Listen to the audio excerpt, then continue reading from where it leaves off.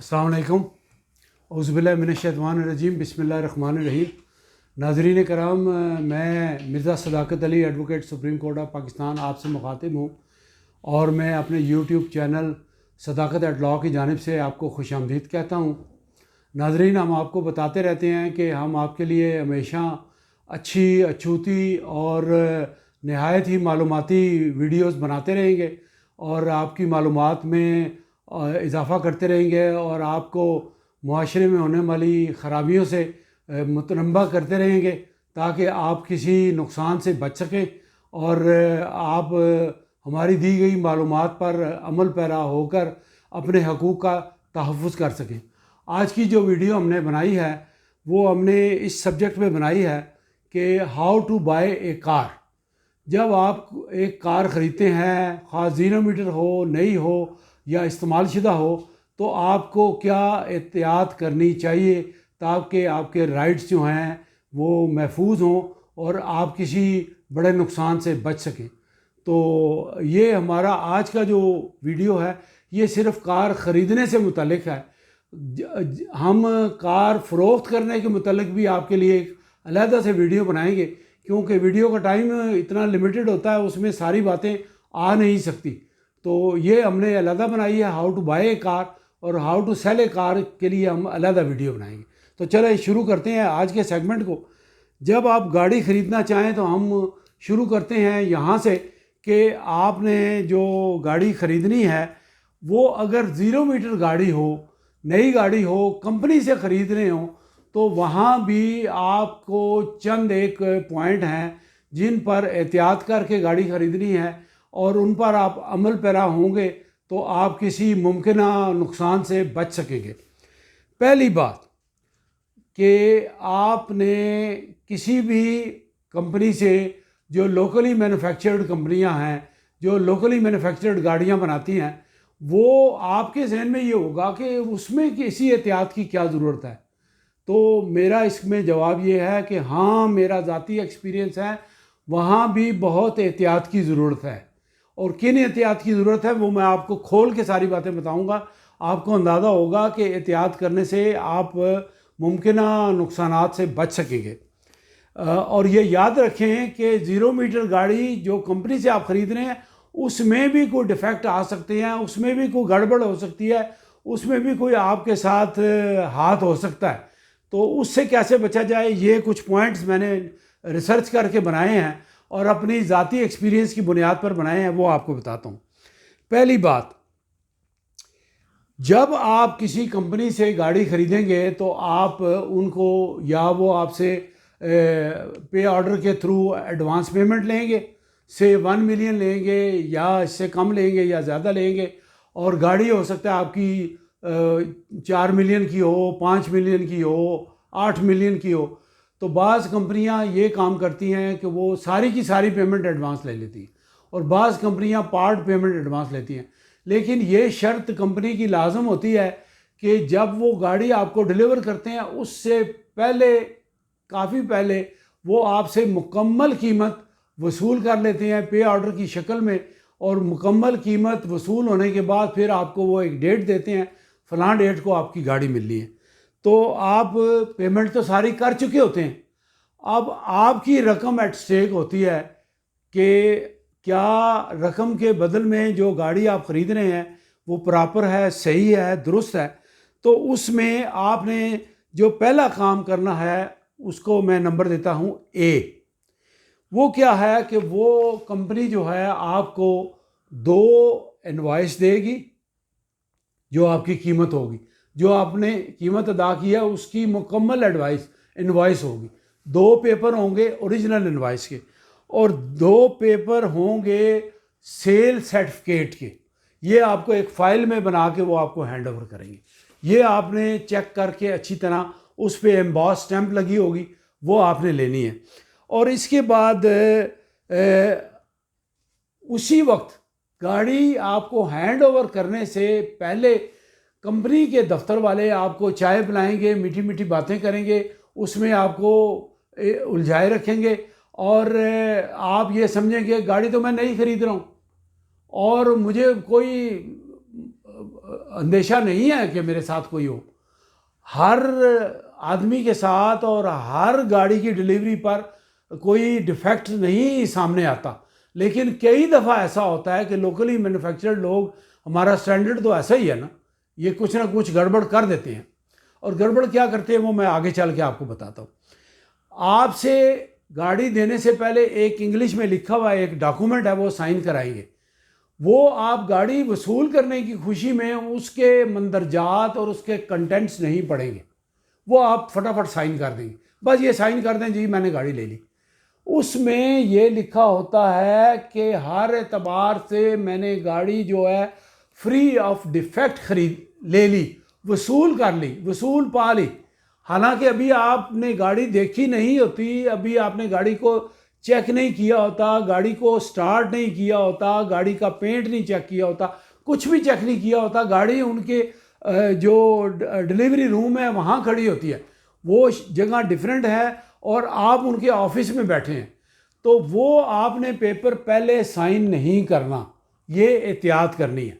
वो पूछें क्यों, आप उनसे कहें पहले मुझे मेरी गाड़ी चेक कराएं, मैं खुद गाड़ी चेक करूंगा और मैं गाड़ी चेक करने के बाद जब मैं ओके कर दूंगा कि गाड़ी हर एतबार से दुरुस्त है, ठीक है, फिर मैं ये पेपर साइन करूंगा। तो लिहाजा आपने वो इनवॉइस पेपर और वो फाइल वसूल करने के बाद आप डिलीवरी रूम में जाना है, डिलीवरी रूम में जाके आपने गाड़ी को चेक करना है। वो क्या चीज़ चेक करनी है कि मैं आपको थोड़ी सी बैकग्राउंड बता दूं कि अक्सर गाड़ियां जो मैन्युफैक्चर होती हैं वो कराची में होती हैं, माँ सिवाय एक आध कंपनी, मेरा ख्याल है होंडा कंपनी है, उनकी गाड़ियां लाहौर में मैन्युफैक्चर होती हैं। लेकिन जो लाहौर में भी मैन्युफैक्चर होती हैं, जो कराची में मैन्युफैक्चर होती हैं, कहीं भी लोकल असेंबल्ड गाड़ियाँ आप बुक करा के लेते हैं, वो गाड़ियाँ ट्राले पे लोड हो के 1600-1500 किलोमीटर का सफ़र तय करके आती हैं और रास्ते में आंधी तूफ़ान और ऊंच नीच हाईवे के ऊपर या मोटरवे के ऊपर गाड़ी के साथ कोई हादसा भी पेश आ सकता है। तो वो ये ऐसा करते हैं कि अगर कोई गाड़ी को ट्रेले से उतारते हुए गाड़ी को स्टैक किया होता है, एक गाड़ी नीचे होती है, उसके ऊपर फिर एक वो रेलिंग होती है, उस रेलिंग के ऊपर फिर दूसरी गाड़ी होती है, फिर तीसरी गाड़ी होती है, यानी एक एक ट्रेले पे 12-12 गाड़ियाँ होती हैं। तो गाड़ी को उतारते हुए, गाड़ी को लोड करते हुए, अनलोड करते हुए गाड़ी के साथ कोई अनफोर्सीन इंसिडेंट हो सकता है, गाड़ी को, उस गाड़ी का फेंडर, बम्पर या गाड़ी की लाइट या कोई चीज़ डैमेज होने का इम्कान मौजूद रहता है। तो आपने सबसे पहले ये गाड़ी या किसी एक्सपर्ट को साथ लेके जाए, किसी हेल्पर को साथ लेके जाए, या अगर आप खुद इतनी मालूमात रखते हैं तो खुद चेक करें। गाड़ी को चारों तरफ से चेक करें कि कहीं से ये रीपेंटेड तो नहीं है, कहीं से ये डैमेज तो नहीं है। फिर गाड़ी का इंटीरियर सारा चेक करें। इंटीरियर चेक करने के बाद गाड़ी की लाइटें, गाड़ी के इशारे, गाड़ी के वाइपर, गाड़ी का गियर, गाड़ी का ऑडियो सिस्टम, गाड़ी का एलसीडी जो अंदर लगा हुआ है, ये सारी चीज़ें आपने पेपर साइन करने से पहले उनके डिलीवरी रूम के अंदर चेक करनी है। बाद में वो जिम्मेदार नहीं बनते, आप कुछ भी कर लें। हालांकि गाड़ी की वारंटी कंपनी ने दी होती है, लेकिन वो बिल्कुल आपको लिफ्ट नहीं कराएंगे। ये सारी चीज़ें डिलीवरी लेने से पहले आपने खुद चेक करनी है। म्यूज़िक सिस्टम काम कर रहा है, हॉर्न इसका बज रहा है, इशारे इसके काम कर रहे हैं, और बाहर निकल के भी देखना है कि हेडलाइट्स इसकी काम कर रही हैं, इसकी ब्रेक लाइट्स के बल्ब काम कर रहे हैं, और इसका बैक व्यू कैमरा काम कर रहा है। ये तमाम चीज़ें आपने वहाँ पर अच्छे तरीके से चेक करनी है। इसलिए वो आपको कहेंगे कि जल्दी करें जी, वो और भी लोग खड़े हैं, कुछ और लोगों के, आप कहेंगे कि मैंने अपनी गाड़ी तसल्ली से चेक करनी है। आप गाड़ी के टायर भी चेक करें, फिर गाड़ी को स्टार्ट करके चेक करें, उसको इंजन को रेस दे के चेक करें, इंजन में कोई ऐसी आवाज़ तो नहीं।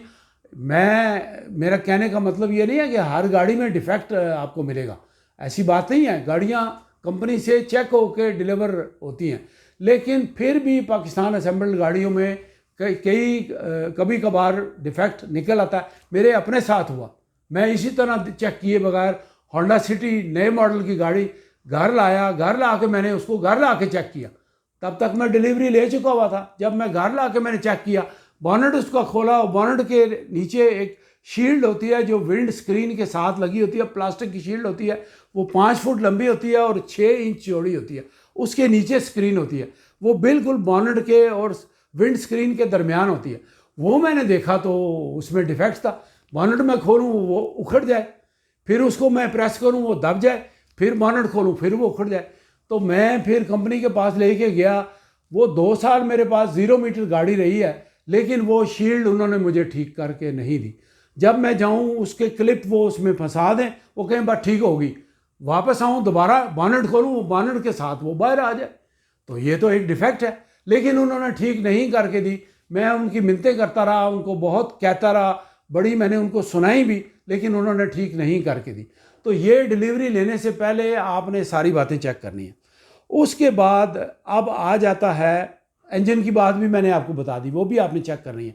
ये जब सारी चीज़ों की आपकी तसल्ली हो जाए कि गाड़ी को किसी जगह पर डेंट नहीं है, गाड़ी के टायर ठीक हैं, इंजन ठीक है, इशारे ठीक हैं, और जिन चीज़ों को मैंने नाम लिया है वो सारी ठीक हैं, तो आप डिलीवरी लेटर पे वो साइन कर दें कि मैंने in all respects I have received delivery of car. Okay, फिर तो ठीक है, ऐसी बात नहीं। उसके बाद अब दूसरा इसका सेक्शन आ जाता है परचेजिंग का, वो है how to buy a used car. इस्तेमाल शुदा गाड़ी आपने कैसे ख़रीदनी है। इस्तेमाल शुदा गाड़ी में इससे ज़्यादा एहतियात की ज़रूरत है। वो कैसे कि आप हत्तुल वसा कोशिश करें कि इस्तेमाल शुदा गाड़ी जो है, जिस शहर में आप रह रहे हैं उस शहर से के ही किसी आदमी से ख़रीदें। कहने का मतलब ये है कि अगर आप इस्लामाबाद में रहते हैं, रावलपिंडी में रहते हैं, तो आप अपने लोकल किसी सेलर से गाड़ी ख़रीदें।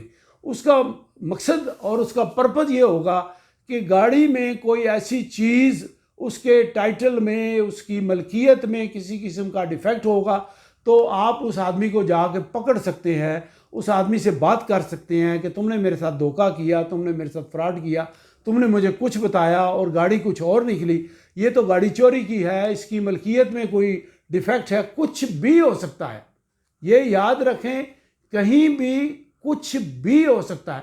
आपको जो सेलर होगा उसमें कोई मेन डिफेक्ट होगा, वो आपसे वो बात छुपा लेगा और सिर्फ उसकी अच्छी बातें आपको बताएगा।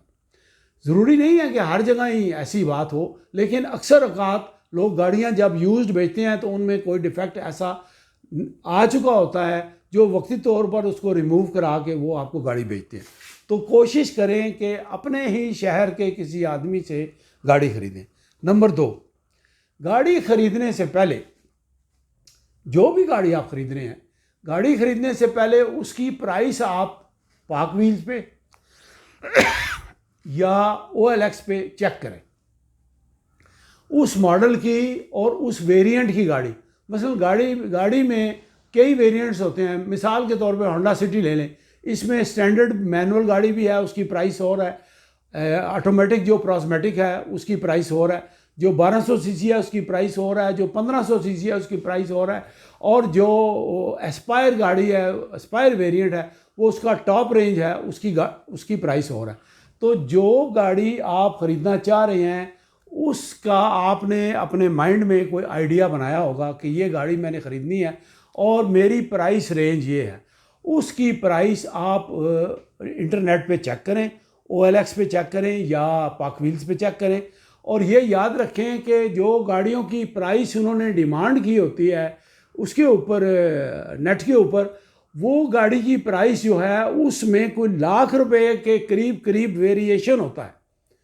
यानी वो 1 लाख के करीब, कई दफ़ा कम भी होता है, लेकिन अक्सर औक़ात 1 लाख के करीब गाड़ी की प्राइस में वेरिएशन होती है। तो इतना मार्जिन रख के आपने गाड़ी की ऑफ़र लगानी है। फिर ये डिपेंड करता है कि जो आप गाड़ी ख़रीद रहे हैं, अगर वो एक्सीडेंटेड है, अगर उसका फ्रंट से या बैक से मेन एक्सीडेंट है, वो रिपेयर है, फिर तो उसकी कीमत और भी ज़्यादा कम होगी। मैं जो आपको प्राइस बता रहा हूँ वो मैं बिल्कुल ओरिजिनल हालत की गाड़ी की बता रहा हूँ प्राइस, जिसमें कोई एक्सीडेंट नहीं है, ओरिजिनल पेंट है, उसके टायर ठीक हैं, उसका इंजन ठीक है, वर्किंग कंडीशन बहुत बेहतर है, उसका टाइटल क्लियर है, उसके डॉक्यूमेंट्स ठीक हैं, तो मैं उसकी प्राइस बता रहा हूँ। अगर कोई गाड़ी उसी मॉडल की एक्सीडेंटेड है और रीपेंटेड है और उसने कलाबाजियाँ खाई हैं, फिर उसकी कीमत में कई लाख रुपए का फ़र्क होगा। इस बात की आपने एहतियात करनी है। नंबर 3, तीसरी बात गाड़ी ख़रीदने से पहले आपने ये करनी है कि अगर आप खुद एक्सपर्ट हैं और गाड़ियों की ख़रीदो फ़रोख्त का तजर्बा रखते हैं, आपको पेंट चेक करने का तजर्बा है, इंजन चेक करने का तजर्बा है, तो आप को किसी हेल्पर की शायद ज़रूरत पेश ना आए। लेकिन अगर आपको ज़्यादा मालूमात नहीं है, आप खातून खाना है, कोई फ़ीमेल है, लेडी है, या आप मर्द भी हैं, इवन सारे मर्दों को भी गाड़ी का पहचान का नॉलेज नहीं होता सारा, वो भी किसी की हेल्प लेते हैं, तो उस सूरत में आप किसी अच्छे मैकेनिक को साथ ले जा सकते हैं। जो गाड़ी आपको बाज़ाहिर अच्छी लग रही है, पसंद आ गई है, तो वो भी आपने सौदा नहीं किया, सौदा करने से पहले, डील मुकम्मल करने से पहले, टोकन मनी करने से पहले आप एक्सपर्ट को ले जाएं साथ, उसको कहें ये गाड़ी चेक करे। वो गाड़ी का पेंट चेक करेगा, बॉडी चेक करेगा, उसकी रबड़ें चेक करेगा, उसकी सीलें चेक करेगा, उसका इंजन चेक करेगा। ब्लो तो नहीं मारता, अगर इंजन ब्लो मार रहा है तो उसके सलेंसर में आप उंगली डाल के देखेंगे तो वहाँ वो ऑयल आया हुआ होगा। अगर उसका वो आप कैप खोलेंगे, कैप खोलने से आपको पता चल जाएगा कि वहाँ से भी वो स्मोक दे रही होगी। और अगर ज़्यादा ख़राबी होगी तो रेडिएटर कैप उसका खोलेंगे, रेडिएटर कैप में पानी के साथ वो मिक्स हुआ होगा ऑयल।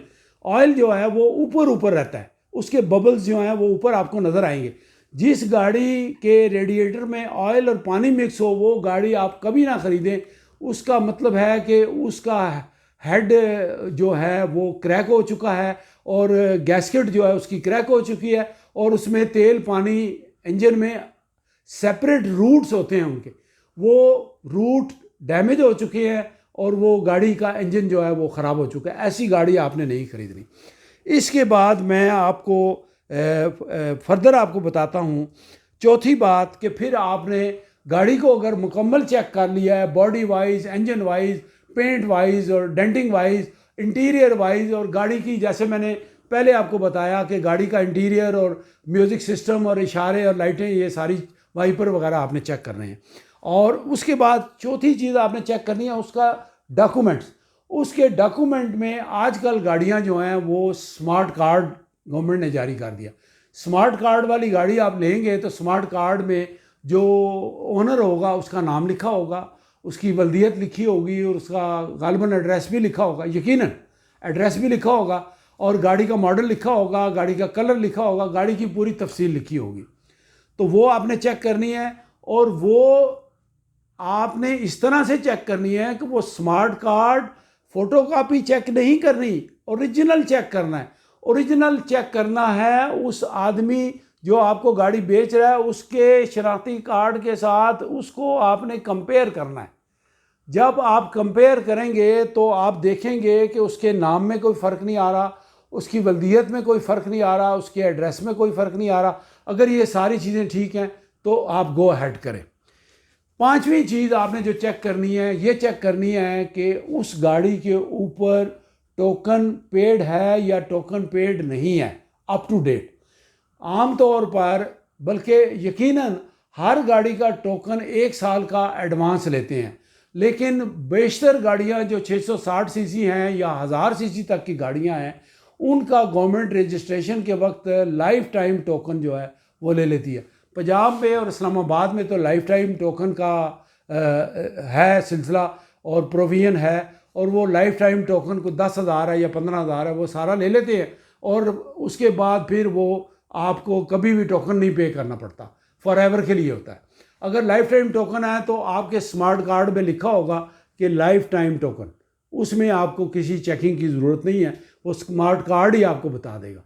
लेकिन अगर वो गाड़ी 1500 सीसी है या इससे अबव है तो फिर आपको उसमें चेक करना पड़ेगा। वैसे आप अपने एंड्रॉयड फ़ोन से अगर एक्साइज एंड टैक्सेशन ऑफिस की साइट पे जाएंगे, गाड़ी का नंबर, वो चीज़ें डालेंगे, पर्टिकुलर्स डालेंगे, तो वो भी आपको बता देगा कि इसका टोकन पेड है या नहीं है। और इसके अलावा आप सेलर से भी पूछ सकते हैं कि इसका टोकन पेड है या नहीं है। अगर टोकन पेड नहीं है तो उस आदमी से आप कहेंगे कि मुझे गाड़ी टोकन पे करके अप टू डेट आप दें, ये बात होगी।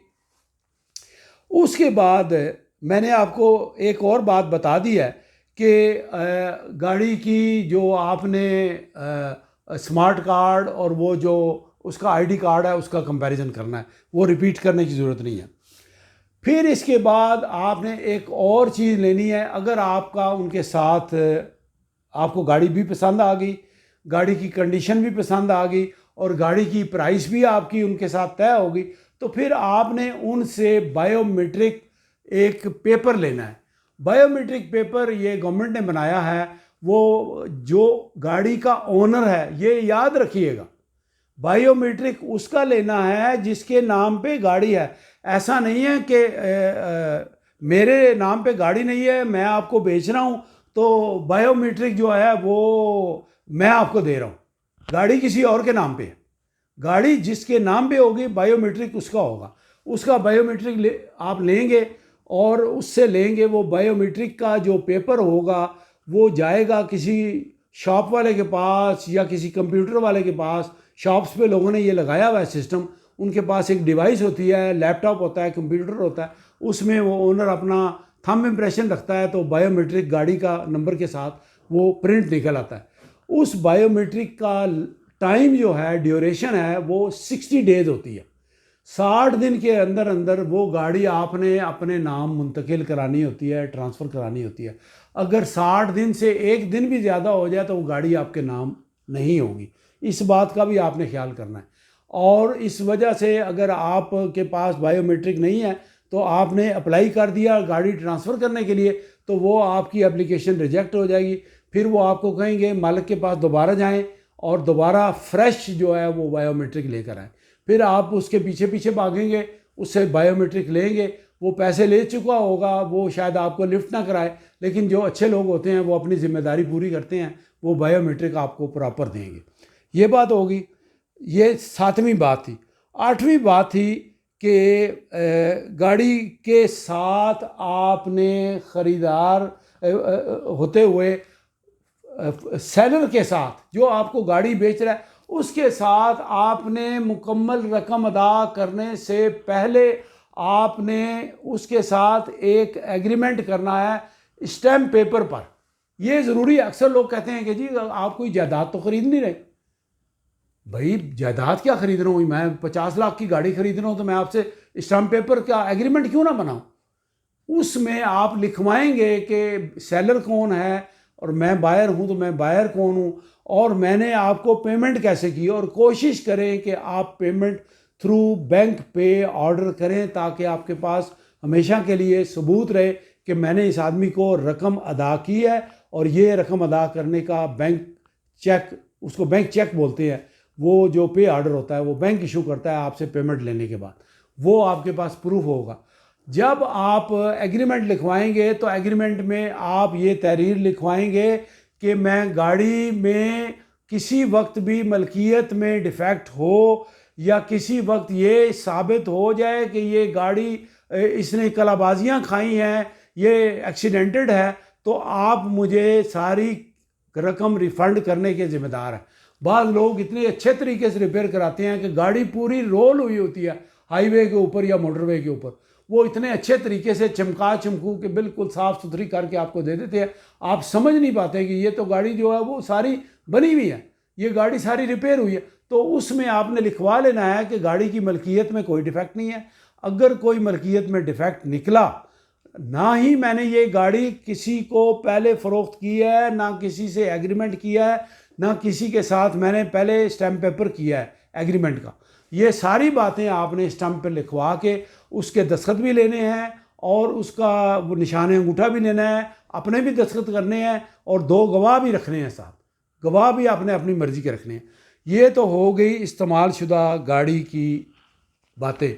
अब हम आपको बताएंगे कि किन बातों से आपने परहेज़ करना है, कौन से काम आपने नहीं करने।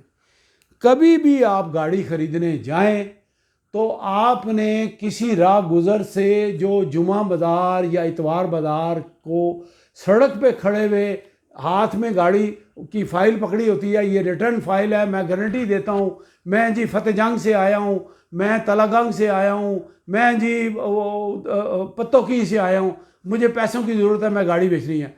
हो सकता है वो गाड़ी चोरी की हो, वो आपके साथ धोखा कर रहा हो, वो आपको सड़क पे गाड़ी बेच के और पैसे लेके रफू चक्कर हो जाएगा। आपको ना उसकी रिहाइश का पता होगा, ना आपको उसकी वल्दियत का पता होगा, ना आपको ये पता होगा वो क्या काम करता है, चोर है, डाकू है, लुटेरा है, कौन है। लिहाजा आपने सड़क पे चलते हुए गाड़ी नहीं किसी से ख़रीदनी। ये जो जुमा बाज़ार और इतवार बाज़ार और ये मुख्तलिफ हाईवे के ऊपर खड़े होते हैं जनाब, गाड़ी जल्दी सेल करनी है, पैसों की ज़रूरत है, कभी ऐसी गाड़ी ना ख़रीदना, नुकसान होने का बहुत अंदेशा है। नंबर 2, आपने अगर कोई शख्स आपको बता दे कि ये गाड़ी एक्सीडेंटेड है, ये गाड़ी रोल हुई है, इसकी रिपेयर कराई है मैंने, तो वो गाड़ी जो एक्सीडेंटेड होती है, जब नई गाड़ी बनती है तो उसमें 1 मिलीमीटर का भी फ़र्क नहीं होता। वो जो है वो पूरी एक्यूरेसी के साथ उसके सस्पेंशन, उसके शॉक्स, उसकी बॉडी, उसका व्हील, तमाम चीज़ें पूरी एक्यूरेसी के साथ इंजीनियरिंग डिपार्टमेंट की ज़ेरे निगरानी वो तैयार की जाती है गाड़ी। लेकिन जब गाड़ी रोल हो जाती है, एक्सीडेंट हो जाती है, तो गाड़ी की वो मेजरमेंट्स और वो तमाम अरेंजमेंट और सेटिंग जो है वो डिस्टर्ब हो जाती है, अपनी जगह से हिल जाती है, हट जाती है।